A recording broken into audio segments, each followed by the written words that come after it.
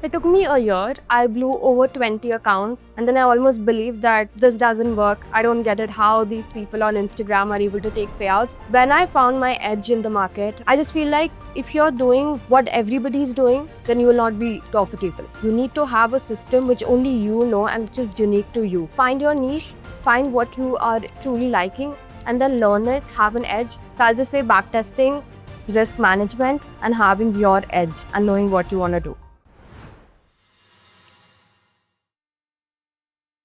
All right, guys, this is podcast number 2 of the Forex Expo Dubai. We got Sowmya here. She's from India and she's a funded trader. I'm glad to have you on. Is this your first podcast? Thank you so much for having me, as this is my first podcast. Okay, cool. So yeah, kind of how I want to start things off is you're a funded trader. How did trading come across your table? Well, honestly, I always wanted to become a doctor when I was younger. And I don't know, I didn't even know that I would ever become a trader. But then 4 years ago, I stumbled across this random YouTube video and I watched it and I found it interesting. And I was like, let's just see what this is. And then I got into it very randomly. This was not any of my plans. And I just watched a lot of YouTube videos and then I came across a lot of books and that's how I got into it. So you kind of went the YouTube university route. Yeah. And while you're learning trading, were you going to school? What was kind of like your life at that current moment? I had graduated from high school and it was my first year in university. So that's when I started. Are you still going to university? No, I graduated a year back. Okay, so you graduated. Are you trying to become a doctor or like did you? No. I ended up going to economics. I went to an eco school and I studied eco. Yeah, the doctor plan did work out. I see. So how did your parents feel? Like you mentioned that they wanted you to become a doctor. How did your parents feel when you wanted to become a trader? My parents were always like, okay with whatever I do. They didn't really have a certain plan for me. They were like, do whatever you like. So there was no pressure like that from my family. But yes, like any other parents, they were very weirded out with what trading is because nobody believed that it is possible to make money. And there's a misconception that trading is gambling, but then it really isn't. It took me a while to actually explain it to my parents that this is actually a real thing and people actually do make money. But yeah, when I started out, I lost a lot of money and then I had to hide it from my parents. And eventually, when I started getting payouts and when I was able to show it to them, that's when my parents came around. And YouTube, when you first start trading, especially like from my experience, it's easy to get lost and scrambled with all this information that's there. When you first got into learning trading, did you know exactly what you're doing, or were you kind of bouncing through different videos, different strategies? What was kind of your journey like starting up with learning how to trade? I wish I had a mentor from the beginning so that I would have had the easier way. But I started off with options.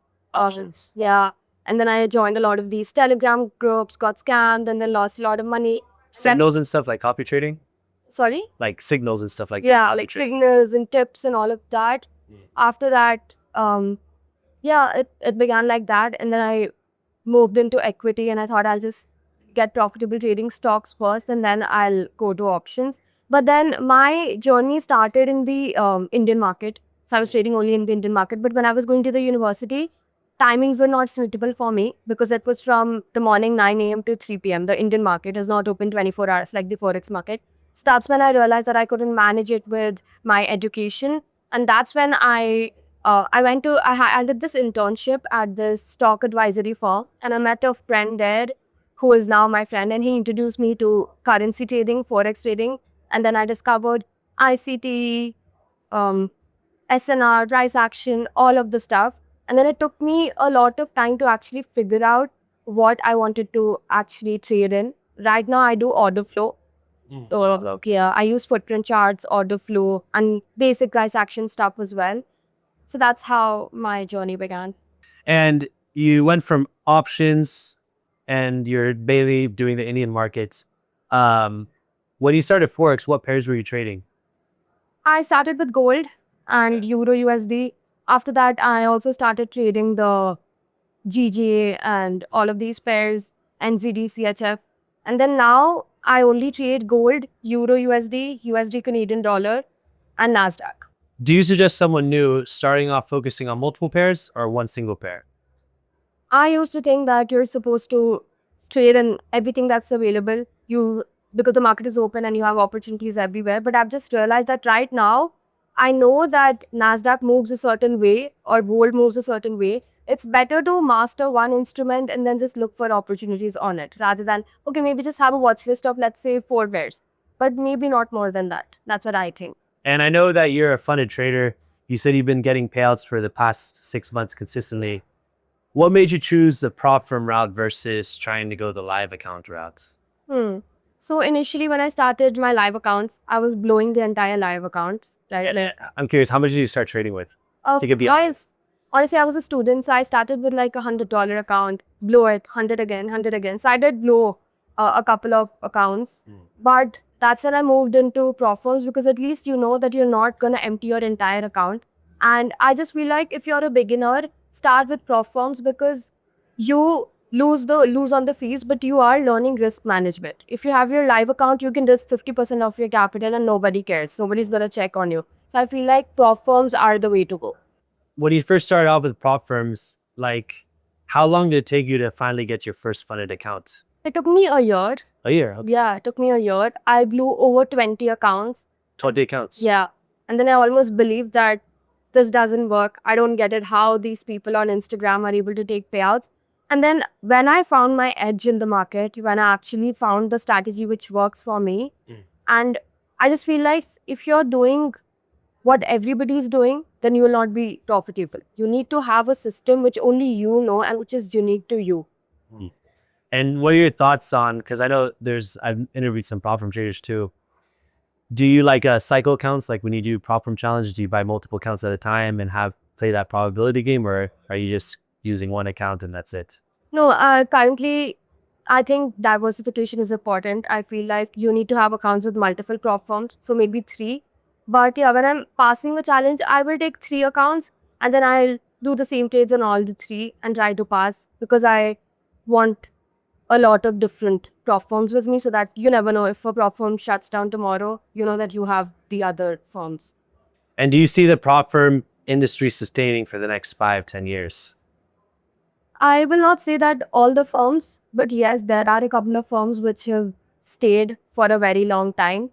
And especially there are certain firms which are backed by brokers and the founders are very, very credible. I feel like don't go for brand new firms maybe because you don't know the history of the firms. But yes, I feel like even if firms shut down, there are always going to be firms which are going to stay for the long run. And I guess when you started off in your trading journey, what is something that you struggled with and continuously failed with? I just feel like controlling your emotions. If you're in a bad mood, let's say you had a fight with somebody or you're not feeling okay, do not trade because that is going to affect your trading and you don't realize it. And once you take a loss, maybe just have rules like you cannot take more than 2 losses a day or 4 losses in a week, let's say. If you've hit that, then just close your laptop and don't trade anymore. So I feel like the main thing, like everybody says, is controlling your emotions and working on your mindset. Yeah, I know everybody does say that. And now that you've developed a set of rules now, like for example, not taking X amount of trades per week, what are like your set rules for your risk management? So if I take 2 losses in a day, then I'm done for the day. And if I have 1 win, and if it's a good win, let's say I made 1:3, then I'm done. I don't need to look at the charts anymore. And I can just come back the next day because you need to protect your gains as well. And if I hit my payout threshold for the week to request a payout, then I don't use that account. I'll just wait to take the payout. And you said 1 to 3 Rs. Are you always hitting 1 to 3 Rs every trade, or do you have a minimum and maximum? Minimum is 1:2 and maximum is 1:3. And sometimes break even. What's your thoughts about doing 1 to 1? I know that I also know a lot of traders who have a negative RR and they're pretty profitable with that and even 1:1. But for me personally, I feel like I need to make at least double of what I'm risking because that's not something which worked for me. But again, there's no right or wrong. It might work for you. And what about the time frames you use? Are you scalping? Are you day trading? Are you swing trading? Do you have a day trading strategy and a swing trading strategy? Honestly, I've tried all the styles. I've tried scalping, I've tried swing trading, but what I do right now is I do my analysis on the daily chart, 4-hour chart and 1-hour chart. My execution time frame is 15 minutes. That's the lowest you go. Yeah. Sometimes I also check the 5-minute time frame, but I do not go below that because I don't think I can understand that. Yeah, so that's about it. What's your thoughts on people that say that you should scalp when you first start trading? Honestly, I feel like no matter how much you advise beginners, everybody's going to go down that route. People are going to scalp. Even I used to scalp. But then for me, I just feel like when I used to swing trade, I couldn't sleep because when I'm sleeping, I'm just thinking about my positions and I'm like, I don't know what's going to happen tomorrow. So I couldn't sleep. And when I used to scalp, I used to be so stressed the entire time and my heart used to race and I couldn't manage the stress. And then when I switched to day trading, that is the time which that suited me. So I really feel like it really depends on your personality and what you like to do. And you mentioned you're trading gold for your commodity. You're trading Euro USD and GJ. No. I use Oh, a USD CAD, right? Yeah, NASDAQ and USD. So those are the only two FX pairs you trade. Yeah. And then for your indice, you trade a Nasdaq. Yeah. What is your favorite movement out of all of them? I love NASDAQ, honestly, and ES. Oh yeah, Or yeah, so I love these pairs because they're the most volatile pairs. And if I have to choose another pair, it would be gold. Gold. Yeah. How has gold trading been for you when it's being at all-time highs right now? I was able to capitalize on all the move over the last 1 year. The entire, we're at the all-time highs. I feel like that's why I love gold. The maximum amount of money which I've made, it was trading gold. Trading gold, wow. Yeah. I guess yeah, like one final question I want to ask you is, for someone that wants to become successful with prop firms, what's the best piece of advice you can give them other than psychology when it comes to more technical, like your strategy? First of all, I would say that do not buy your account without learning and without knowing what you want to do with the account. I feel like a lot of beginners, including myself, I used to just purchase accounts without knowing how I'm going to use it. So firstly, find the strategy. And before taking any paid courses, browse through YouTube and find what you like. Because we have a lot of things. We have ICT, we have SMC, we have price action, we have order flow. So if you just buy one course, then you're not really exposed to the other things. So maybe I would just say that find your niche, find what you are truly liking, and then learn it, have an edge, backtest it on at least 200 days. That's when you know. 200 days back testing. Yeah. Wow. Okay. You Oh wait. know. Sorry, I just drew a blank. Yeah, that makes sense. 200 days back. Yeah, at least. Yeah, That is yeah. the minimum. I feel like you need to backtest for more, but you need to really know how your strategy performed at the fast so that when you see that repeating in the future, you know what to do. So I'll just say backtesting, risk management, and having your edge and knowing what you want to do. That Awesome. would be my life. Well, thank you so much for your time, Sowmya. I really appreciate it.